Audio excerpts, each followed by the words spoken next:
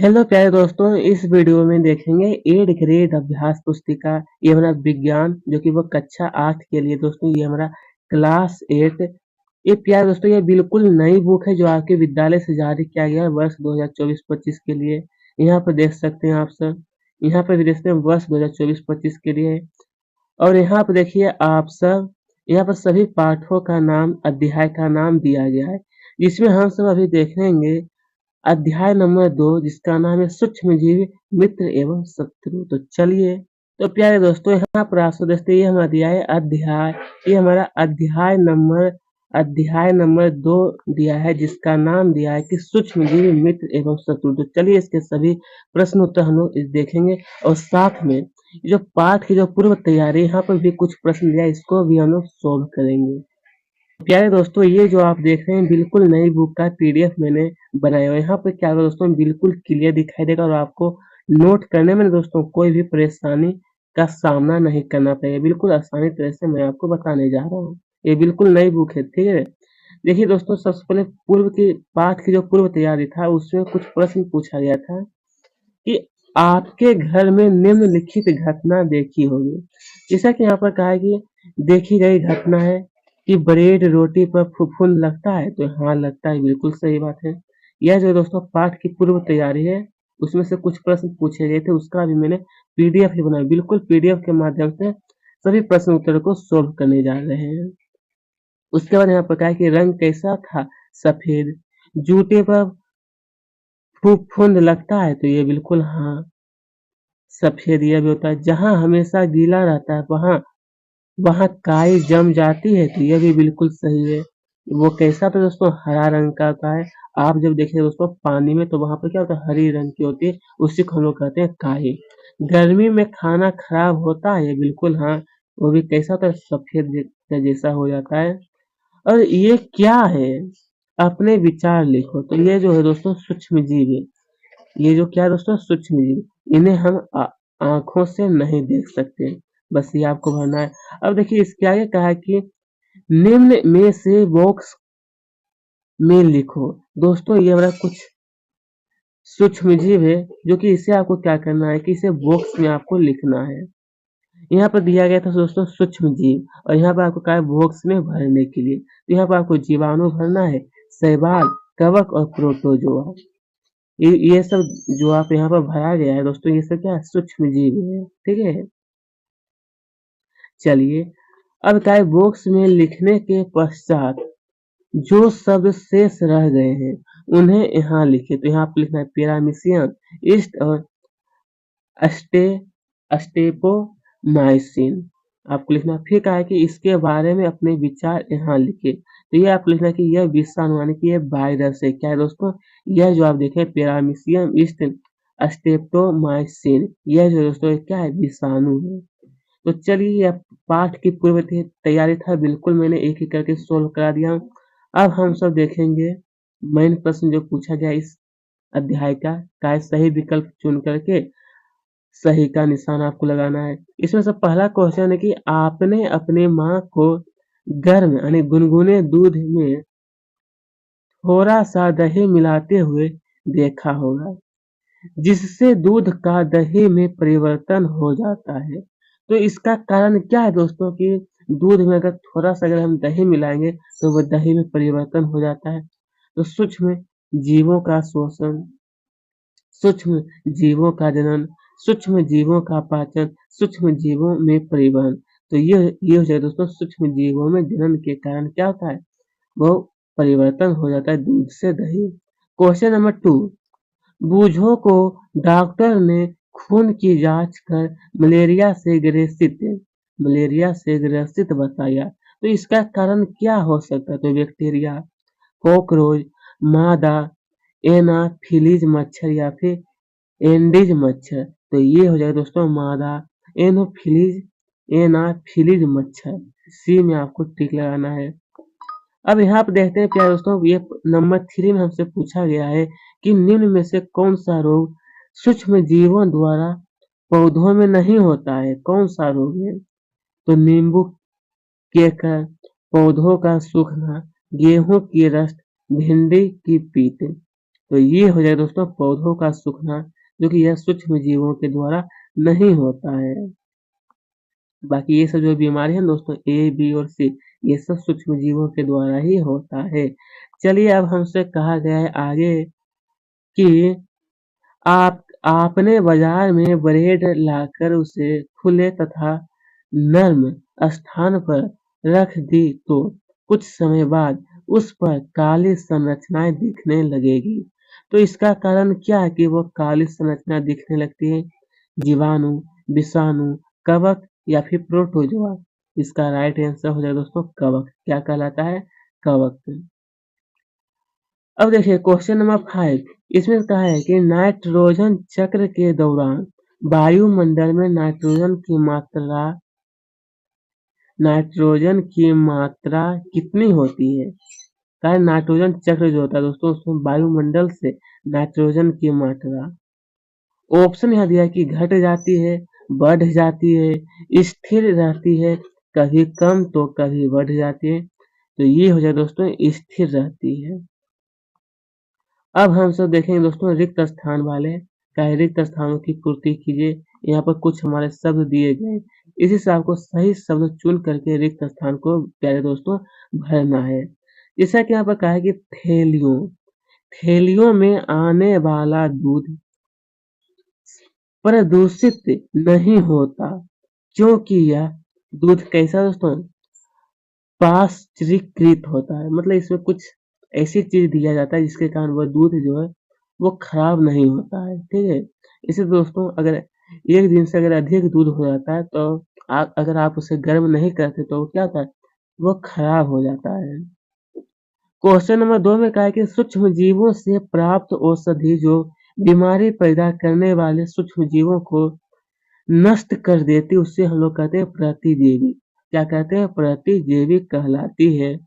प्राकृतिक प्राकृतिक शर्करा के एल्कोहल में परिवर्तन की प्रक्रिया क्या कहलाती है? किण्वन। क्या कहलाता है दोस्तों? किण्वन। डेंगू के वायरस का वाहक, डेंगू के वायरस का जो वाहक है उसे हम लोग कहते हैं मादा एंडीज। क्या कहते हैं? मादा एंडीज मच्छर है। सूक्ष्म जीवों द्वारा होने वाले ऐसे रोग जो एक संक्रमित व्यक्ति से स्वस्थ व्यक्ति में वायु, जल, भोजन अथवा कायिक संपर्क द्वारा फैलते हैं, तो उसे हम लोग कहते हैं दोस्तों संचरणीय रोग। कैसा रोग कहते हैं? संचरणीय रोग प्यारे दोस्तों उसे हम लोग कहते हैं, जो कि एक आदमी से दूसरे आदमी वो फैलता है किसके माध्यम? वायु, जल, भोजन, तो उसे हम लोग कहते हैं संचरणीय रोग। अब देखिए प्रश्न क्रमांक 3 में हमसे पूछा है कि हमें छींकते अथवा खांसते समय अपने मुंह एवं नाक पर रुमाल क्यों रखना चाहिए? इसका उत्तर लिखना है कि हमें छींकते अथवा खांसते समय अपने मुंह एवं नाक पर रुमाल इसलिए रखना चाहिए क्योंकि इससे संचरणीय रोग नहीं फैलते। मतलब जो फैलने वाला रोग होता है दोस्तों वो क्या तो नहीं फैल पाता है। क्वेश्चन नंबर 4, बूझो का जन्मदिन 12 मई को था, जिस अवसर पर माँ ने छोले भटूरे बनाए, जिसे वे रात में फ्रिज में रखकर भूल गई। बूझो ने उसे दूसरे दिन दोबारा खा लिया, जिससे बूझे को उल्टी होने लगी। अस्पताल ले जाने पर डॉक्टर ने बताया कि यह खाद्य विषाक्तन के कारण है। बताइए भोजन विषाक्तन कैसे हो गया? मतलब वह प्रदूषित कैसे हो गया वह भोजन फ्रिज में रखने के बाद भी? तो इसका आंसर लिखना है कि सूक्ष्म जीवों द्वारा तो दोस्तों मैं आपको पहले बता देता हूँ यह बिल्कुल नई बुक का ही पीडीएफ मैंने अपने हाथों से बनाया हूँ, क्योंकि दोस्तों यहाँ पर आपको राइटिंग में कोई दिक्कत नहीं होगा, आपको मैं नोट कराऊंगा बहुत अच्छी तरीके से। ठीक है, तो लिखना है कि सूक्ष्म जीवों द्वारा संदूषित भोजन करने से खाद्य विषाक्त हो सकता है। हमारे भोजन में उत्पन्न होने वाले सूक्ष्म जीव कभी-कभी विषैले पदार्थ उत्पन्न करते हैं, यह भोजन को विषाक्त बना देते हैं। ठीक है, यही आपको उत्तर लिखना है। अब देखिए प्रश्न क्रमांक 5 में कहा है कि निम्नलिखित रोगों एक सेकेंड तो यहाँ पर कहा गया है कि निम्नलिखित रोगों में से जीवाणु जिसको हम लोग कहते हैं बैक्टीरिया तथा विषाणु यानी वायरस द्वारा होने वाले रोगों को छांटिए। मतलब यहाँ पर दोस्तों कुछ रोगों का नाम दिया गया है। इसी से आपको छांट करके लिखना है कि कौन है क्योंकि वो जीवाणु यानी बैक्टीरिया के द्वारा होता है। तो ये हैजा, टाइफाइड और क्षय रोग। और ये जो हमारा दिया है विषाणु जिसको हम लोग कहते हैं वायरस, तो ये इससे हमारा रोग होता है पेंटाथिस, पोलियो और खसरा। चलिए अब हम सब देखते हैं प्रश्न क्रमांक 6 का। ये हमारा पहला प्रश्न है कि चित्र में दिए गए सूक्ष्म जीव का क्या नाम है। दोस्तों आपके बुक में यहाँ पर एक चित्र दिया गया है, उसके आधार पर आपको बताना है कि सूक्ष्म जीव का क्या नाम है। उत्तर चित्र में दिए गए सूक्ष्म जीव का नाम अमीबा है। क्या है दोस्तों? अमीबा। अब कि यह सूक्ष्म जीव किस वर्ग में आता है? तो इसका उत्तर हो जाएगा यह सूक्ष्म जीव प्रोटोजोआ वर्ग में आता है। कहाँ पर? तो प्रोटोजोआ वर्ग में क्या था? यह आता है। इस वर्ग के द्वारा होने वाले किसी रोग का नाम लिखिए। मतलब ये जो हमारा जो था दोस्तों ये अमीबा, इससे कौन सा रोग होता है? तो उत्तर लिखना है कि अतिसार एवं मलेरिया इस वर्ग से होने वाले रोग हैं। क्योंकि प्रोटोजोआ में यह वर्ग आता है तो इसके अंतर्गत अतिसार और मलेरिया जैसा रोग इसी से होता है। अब है यहाँ क्वेश्चन नंबर 7। दोस्तों यहाँ पर कहा है कि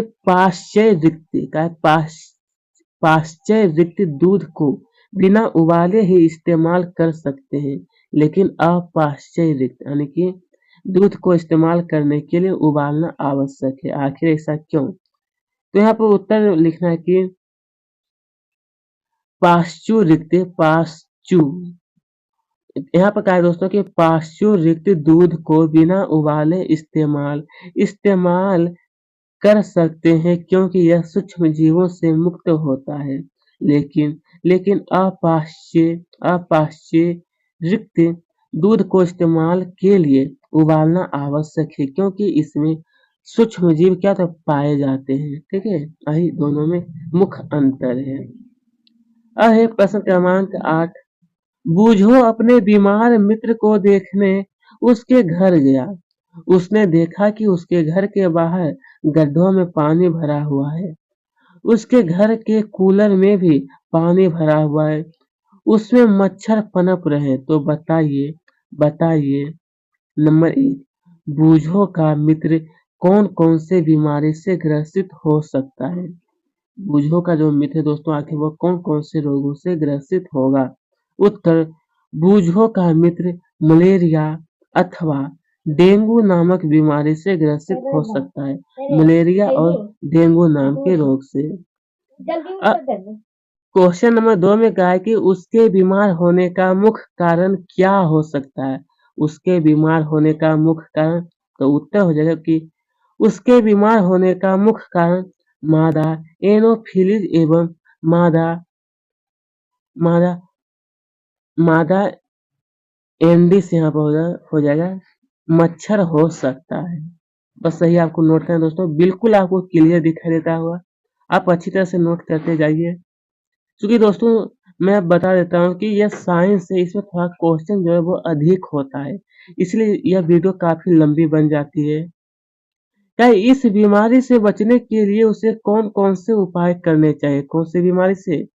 ये जो हम मलेरिया और डेंगू जो होता है उससे बचने के लिए, तो उत्तर हो जाएगा कि इस बीमारी से बचने के लिए मच्छरदानियों का प्रयोग, मच्छर भगाने वाले रसायन का प्रयोग, मच्छर के प्रजनन रोकने के लिए जल को किसी भी स्थान पर एकत्र न रहने दे। मतलब कहीं पर दोस्तों अगर आपके घर में पानी 2-3 दिन से अगर एकत्रित है, अगर जमा है तो उसे आप वैसा नहीं होने दें क्योंकि उसमें से क्या होता है मच्छर का प्रजनन होने लगता है।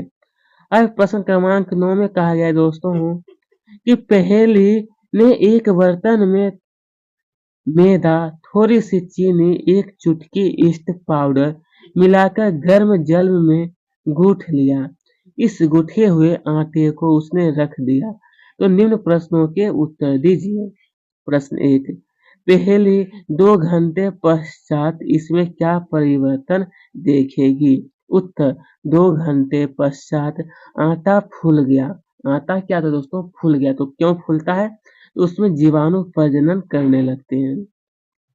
तो पहले ने गूथे हुए आटे में जो परिवर्तन देखा वह किस कारण से हुआ होगा? उत्तर, गूथे हुए आटे में जो परिवर्तन देखा वह ईस्ट के कारण हुआ। वह किसके कारण दोस्तों? ईस्ट के कारण। इस प्रक्रिया का उपयोग किस खाद्य सामग्रियों को बनाने में किया जाता है? उत्तर, इस प्रक्रिया का उपयोग ब्रेड, पेस्ट्री एवं केक आदि खाद्य सामग्रियों को बनाने में इसका उपयोग किया जाता है। चलिए क्वेश्चन नंबर 10, क्या हमें भोजन को सदैव ढक कर रखना चाहिए? तो उक्त कथन को स्पष्ट कीजिए। आखिर हमें भोजन को ढक कर क्यों रखना चाहिए? तो उत्तर हो जाएगा, बिना ढके भोजन में रोगाणु और हानिकारक पदार्थ हो सकता है। हमारे भोजन में उत्पन्न होने वाले सूक्ष्म जीव कभी-कभी विषैले पदार्थ उत्पन्न करते हैं। इसलिए भोजन को सदैव ढक कर रखना चाहिए। ठीक है? चलिए, अब हमसे आगे की ओर पूछा गया है कि पहेली ने कुछ आम खरीदे, परंतु कई दिनों तक वह उन्हें नहीं खा पाए। बाद में उसने देखा कि वे सड़ गया, परंतु वह जानने थे कि उसकी दादी द्वारा बनाया गया आम का अचार काफी समय तक संदूषित नहीं होता। तो बताइए ऐसा क्यों होता है कि आम 2-3 दिन के अंदर सड़ जाता है लेकिन अचार नहीं सड़ता है?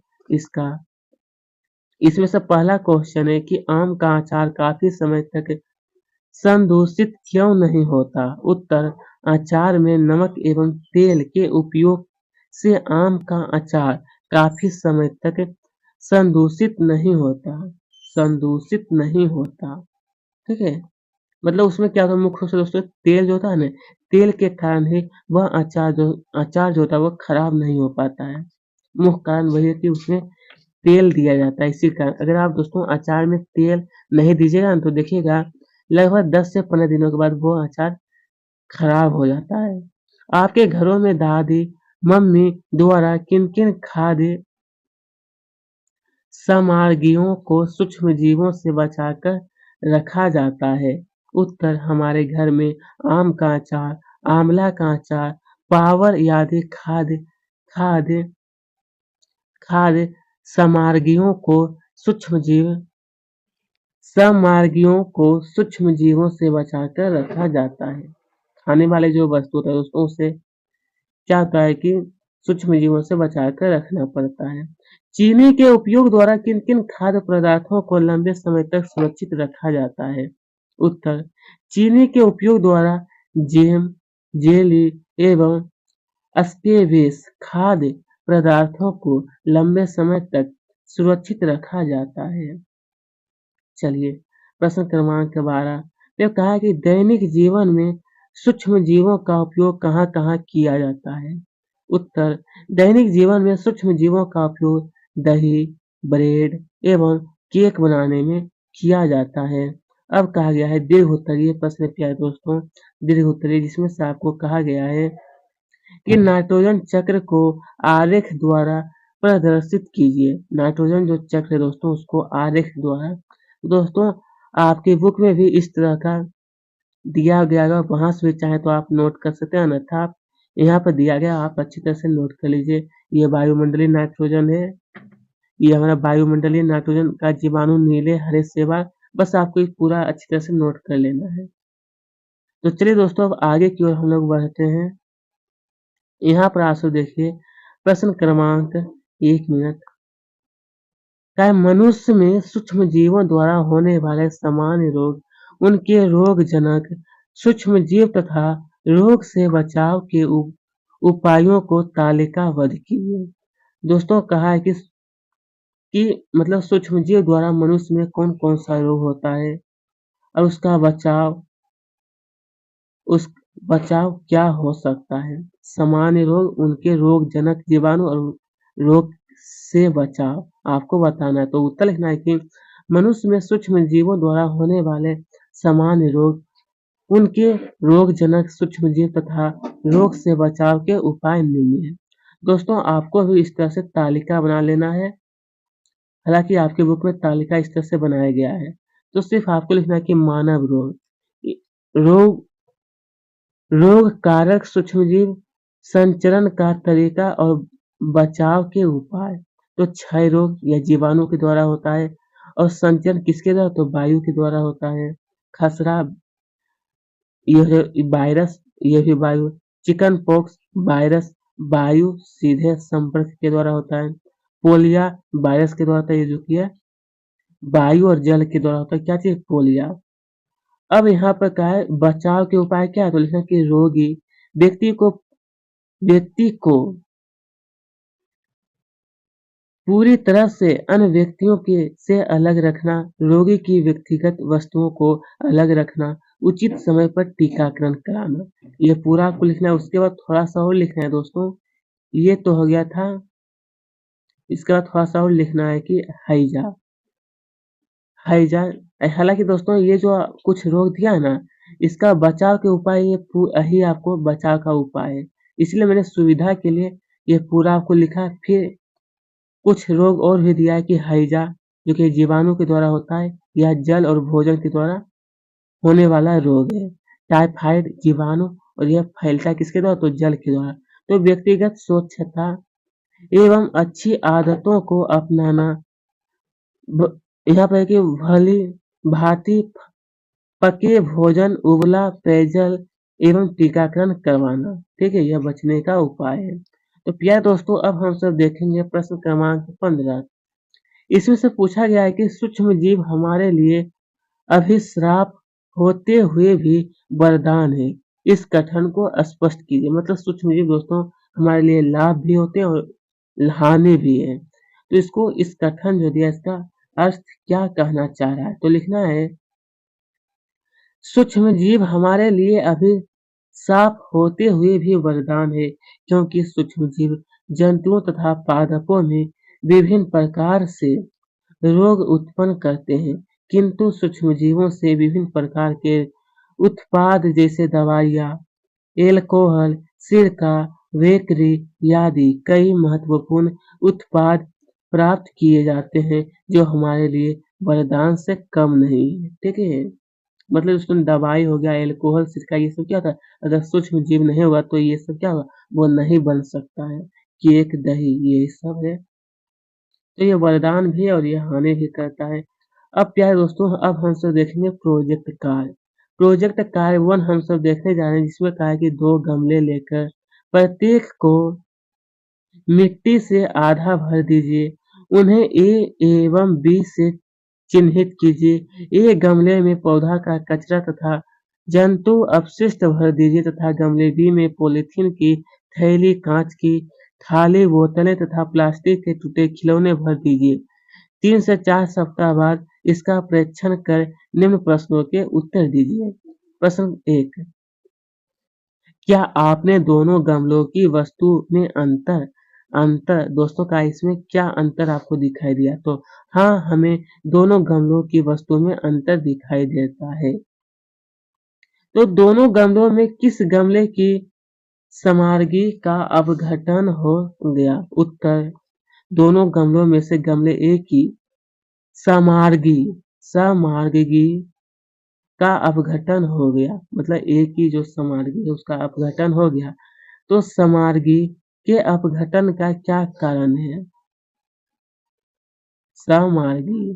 तो उत्तर लिखना कि अपघटन एक प्रकार की क्रिया है जिसमें तत्व अलग-अलग सूक्ष्म सूक्ष्म भागों में विभाजित हो जाते हैं। बस यही आपको पूरा लिखना है। इसके बाद क्वेश्चन नंबर 4 में हमसे पूछा गया है दोस्तों, जिस गमले जिस गमले की समारगी का अपघटन नहीं हुआ, उसके उसके क्या-क्या कारण हो सकते हैं? आखिर दोस्तों उसका कारण क्या है? उत्तर गमला बी की सममार्गी का अपघटन नहीं हुआ क्योंकि क्योंकि उसके तत्व अलग-अलग सूक्ष्म भागों में विभाजित नहीं हुए। ठीक है? क्वेश्चन नंबर 5 में कहा है कि जिस गमले की सममार्गी का अपघटन हो गया, उसके क्या उपयोग हैं? जिसका अपघटन हो गया मतलब अपघटन हो गया तो फिर उसको हम उसका उपयोग क्या कर सकते हैं? उत्तर गमले ए की सममार्गी का अपघटन हो गया क्योंकि उसका उपयोग भूमि की उर्वरा शक्ति बढ़ाने में किया जाता है। चलिए प्यारे दोस्तों अब हम सब देखते हैं प्रोजेक्ट कार्य 2। इसमें कहा है कि आप अपने दैनिक जीवन में जिन डिब्बाबंद या पैकेट बंद भोज्य पदार्थों का उपयोग करते हैं, उन सामग्रियों के पैकेट्स का सूक्ष्म अवलोकन कर निम्न तालिका को पूर्ण कीजिए। तो दोस्तों आपको इस तरह से पूरा भर लेना है। मैं बता देता हूँ एक बार, ये भोज्य पदार्थों के नाम है और यहाँ पे दिया है तेल, आटा, मैगी, चिप्स और दाल। पैकेट के निर्माण का दिनांक जो दिया है वो आपको लिखना है। पैकेट समाप्ति का दिनांक, भोज्य पदार्थों में उपयोग, संगठनों के नाम, प्रोटीन, कार्बोहाइड्रेट और भोज्य पदार्थों में उपयोग है। तो इसका आपको पूरा अच्छी तरह से दोस्तों ये सभी भर लेना है। जैसा कि यहाँ पर कहा ही गया था, आखिर इसमें कहा गया है कि जिससे कि आप बहुत सारे डिब्बा बंद पैकेट का भोज्य पदार्थों में उपयोग करते हैं, तो उसमें आपको मुख्य रूप से ध्यान देना चाहिए कि आखिर वह उसका मतलब पैकेट कब उसको पैक कब किया गया था और उसका एक्सपायरी डेट क्या है, उससे हमको क्या लाभ है, प्रोटीन मिलेगा, ये सब आपको ध्यान देना चाहिए। इसमें से ठीक है, उसके बाद फिर देखिए, वो का नाम है कि अपनी मम्मी-दादी से पूछकर पता लगाइए कि वे घर में किन-किन भोज्य पदार्थों को लंबे समय तक संग्रहित करती हैं। उत्तर, घर में चावल, दाल, आलू, गेहूँ आदि भोज्य पदार्थों को लंबे समय तक संग्रहित करते हैं, क्योंकि वह क्या दोस्तों बहुत जल्द ये खराब नहीं होने वाला होता है। अब इन भोज्य पदार्थों को संग्रहित करने के लिए वे कौन-कौन से तरीके अपनाती हैं लिखिए। तो उत्तर लिखना है कि इन इन भोज्य पदार्थों को संग्रहित करने के लिए नमी रहित डिब्बों में रखते हैं एवं उन्हें धूप में सुखाते हैं। सबसे पहले धूप में सुखाया जाता है और जहाँ पर नमी यानी कि जहाँ पर थोड़ा पानी होता है तो वहाँ पर उन्हें नहीं रखा जाएगा। अगर वहाँ पर रख दिया जाएगा तो वो क्या खराब हो जाता है। चलिए अब हमसे कहा है कि भोज्य सामग्री के अलावा भी घर में कोई ऐसी वस्तु भी जिनको सुरक्षित रखने के लिए कोई उपाय किए जाते हैं? यदि हो तो सूचीबद्ध कीजिए। तो उत्तर लिखना है कि प्याज, आलू, पापड़, लहसुन और दाल-बन आदि।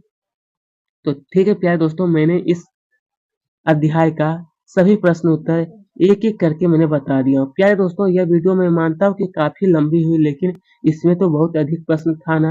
अगर मैं आपको जल्दी-जल्दी बताता तो आपको नोट करने में थोड़ी-सी परेशानी होती, इसलिए मैंने आपको आराम-आराम से बताया हूँ। तो ठीक है दोस्तों, इसी तरह से विज्ञान का सभी अध्याय का प्रश्न उत्तर मैं बताने वाला हूँ। ये तो अध्याय नंबर 2 था। इसी तरह से अगर आप देखना चाहते हैं तो मेरे प्लेलिस्ट में जाकर के देख सकते हैं। तो थैंक